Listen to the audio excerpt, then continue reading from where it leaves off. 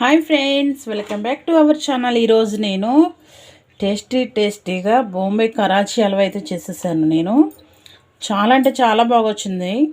నేను హల్వాలు చేయడం ఇదే ఫస్ట్ టైము. ఇంతకుముందు ఎప్పుడు నేను హల్వా చేయలేదు. ఇదే ఫస్ట్ టైం హల్వా చేయడం. అది కూడా ఫస్ట్ నేను బాంబే కరాచీ హల్వా చేశాను. చాలా బాగా వచ్చింది. ఇంకో మీరే చూడండి. చాలా సింపుల్గా అయిపోయింది ప్రాసెస్. చాలా సింపుల్, చాలా ఈజీగా కట్ చేశాను. అస్సలు ప్లేట్కి కూడా అంటుకోలేదు. చాలా సింపుల్గా వచ్చేస్తున్నాయి చూడండి. కానీ టేస్ట్ అయితే వేరే లెవెల్ అనే చెప్పాలి. అస్సలు నోటికి అంటుకోవట్లేదు. పెట్టుకోగానే అట్లా కరిగిపోతుంది అంతే నోట్లో. చూసారా ఎలా వచ్చేస్తుందో? చాలా సింపుల్గా అయిపోయింది. మీరు కూడా ఒకసారి ట్రై చేసేయండి. మరి సింపుల్ ప్రాసెస్. ఇంగ్రీడియంట్స్ కూడా ఎక్కువేమీ లేదు. పంచదార, కలరు అండ్ కార్న్ఫ్లోర్ అంతే. ఈ మూడు ఉంటే మనకి బాంబే కరాచీ హల్వా అన్నది రెడీ అయిపోద్ది.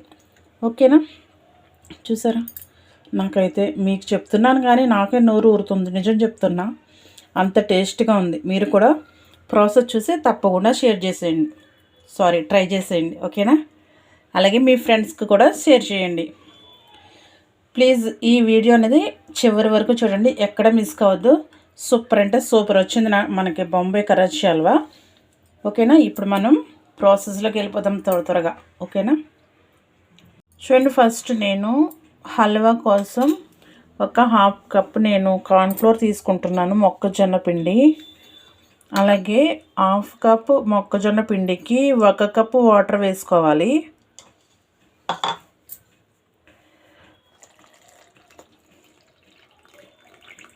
ఇప్పుడు ఇదంతా బాగా ఎక్కడ ఉండలు లేకుండా బాగా కలుపుకోవాలి మనం.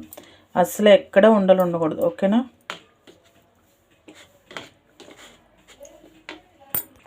చూడండి, ఎక్కడ ఉండలు లేకుండా బాగా కలిపేసుకున్నాం కదా. ఇప్పుడు దీన్ని పక్కన పెట్టేసుకుందాము. ఇప్పుడు స్టవ్ మీద ఒక ప్యాన్ పెట్టుకొని స్టవ్ వెలిగించుకుందాము.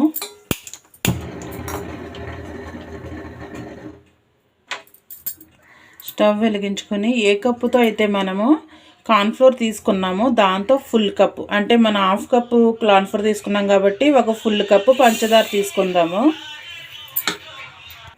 చూడండి, 1/2 కప్పు కార్న్ఫ్లోర్కి మనం 1 కప్పు పంచదార వేసుకొని అలాగే 1 కప్పు వాటర్ వేసుకోవాలి. ఏ కప్పుతో అయితే పంచదార తీసుకున్నామో అదే కప్పుతో వాటర్ వేసుకోవాలి. ఓకేనా? ఇప్పుడు ఇది బాగా కరిగించుకుందాము. చూడండి, మనకి పంచదార కరిగిపోయింది కదా. ఇప్పుడు కొంచెం యాలకుల పొడి వేసుకుందాము. వేసుకుని ఒకసారి బాగా కలిపేసుకుందాము. చూడండి, మనకి పంచదార అంతా కలిసిపోయింది కదా. ఇప్పుడు ముందుగానే కార్న్ఫ్లోర్ కలిపి పెట్టుకున్నాం కదా, అది మళ్ళీ ఒకసారి బాగా కలిపేసుకుని అడుగు పట్టేస్తుంది. సో ఒకసారి బాగా కలిపేసుకుని అప్పుడు ఈ పంచదార పాకులు వేసేసుకుందాం.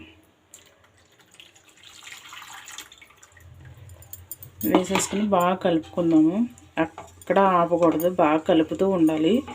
కూడానే ఉండలు కట్టేస్తుంది ఇది.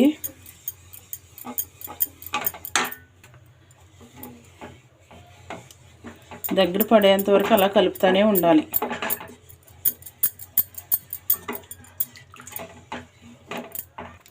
చూడండి, మనకి అలా వేడెక్క కొలది స్ట్రక్చర్ అనేది మారుతుంది. చూడండి ఎలా వస్తుందో దగ్గరికి. చూసారు, మధ్యలో కనిపిస్తున్నాయి కదా వైట్గా. అలా దగ్గర పడేంత వరకు మనం కలుపుతూనే ఉండాలి. మళ్ళీ అడిగట్టేసింది అనుకో పెద్ద బాధ. చూడండి, మీరు చూస్తుండగానే చూడండి ఎలా వచ్చిందో. మొత్తం అంతా బాగా కలుపుతూ ఉండాలి. చూడండి, మనకి ఎంత దగ్గర పడిందో ఇది. ఇలా దగ్గర పడిన తర్వాత మనం ఏం చేయాలంటే ఇప్పుడు 1 స్పూన్ నెయ్యి వేసుకుందాము.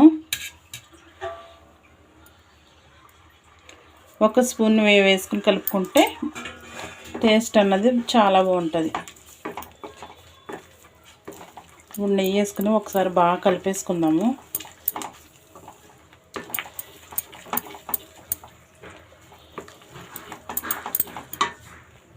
మనకు బాగా దగ్గర పడింది కదా. నేను 1 స్పూన్ నెయ్యి వేసుకున్నాను, ఫుల్ స్పూన్ వేసుకున్నాను, సరిపోయింది నాకు. చూసి బాగా కలిసిపోయింది కదా. ఇప్పుడు మనం రెడ్ కలర్ వేసుకుందాము. మీకు ఏ కలర్ బాగుంటే ఆ కలర్ వేసుకోండి. నేను రెడ్ కలర్ వేస్తున్నాను. వేసి ఒకసారి బాగా కలిపేసుకోవచ్చు మొత్తం అంతా.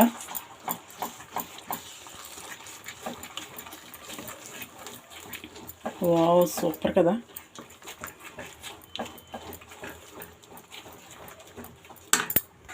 చూడండి, ఇప్పుడు డ్రై ఫ్రూట్స్ ఉంటే వేసుకోండి. జీడిపప్పు కానీ బాదం పప్పు కానీ ఏదైనా వేసుకోవచ్చు. నేను జీడిపప్పు వేస్తున్నాను. వేసేసి బాగా కలిపేసుకుందాము.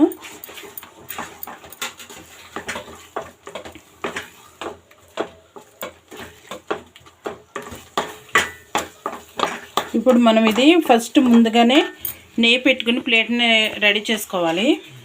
చూడండి, ఇలా నెయ్యి పెట్టుకున్న ప్లేట్లో మనము ఇది తీసేసుకుందాము.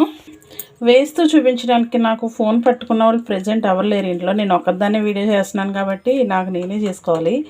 అందుకనే వేసిన తర్వాత చూపిస్తున్నాను. ఓకేనా, ఇది మనం బాక్స్ లాగా సెట్ చేసుకుందాము.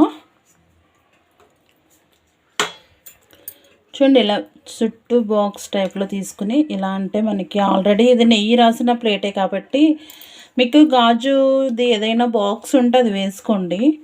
నాకు లేక నేను స్టీల్ పళ్ళులో నెయ్యి రాసుకుని వేసుకుంటున్నాను.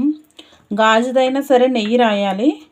ఇలా మనం దగ్గరికి చేర్చామంటే బాక్స్ టైప్లో వచ్చింది చూడండి. ఒకసారి పైన ఇలా పామేసి చూసారా, చాలా బాగా వచ్చింది కదా. ఇలా దగ్గరికి వస్తే మనకి కొంచెం లావుగా వస్తుంది. అలాగే మనకి కట్ చేసుకునేటప్పుడు బాక్స్ టైప్లో ఉంటాయి ముక్కలన్నీ మనకి. ఇది మనకు పూర్తిగా చల్లారిపోయేంత వరకు దీనిపైన ఏదన్నా ప్లేట్ పెట్టేసి పక్కన పెట్టేసుకుందాం. ఇది పూర్తిగా చల్లారిపోవాలి. ఓకేనా, చూడండి, ఇది నేను 2 hours అలా పక్కన పెట్టేశాను. నేను వేరే పనులు ఉండడం వల్ల దీన్ని ఇంకా 2 గంటలు నేను పక్కనే పెట్టేశాను. ఇప్పుడు మనం చిన్న చిన్న పీసెస్ కింద కట్ చేసుకుందాం. ఓకేనా, చూడండి, ఇలా మీకు ఏ సైజులో కావాలంటే ఆ సైజులో సింపుల్గా కట్ చేసుకోవచ్చు. చాలా సింపుల్గా వచ్చేస్తుంది. ఎస్, ఇప్పుడు ప్లేట్ ఇటు తిప్పి ఇటు కట్ చేసేసుకుందాం. Wow, so sweet.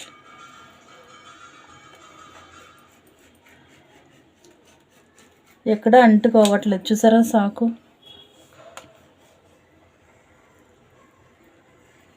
Wow, super వస్తుంది టేస్ట్ అయితే. అబ్బా, చూసారా అలా ఈడిపోతున్నాయో. వావ్, చూసారా ఎలా వస్తుందా. Wow, so sweet. అస్సలు ఎక్కడ నోటు అట్టుకోవట్లేదు, అస్సలు అంటుకోవట్లేదు. చూసారా, చాలా అంటే చాలా బాగా వచ్చింది. చూసారా, చాలా బాగుంది. టేస్ట్ అయితే చాలా బాగుంది. ఒకసారి మీరు కూడా బాగా ట్రై చేసేయండి. Simple process.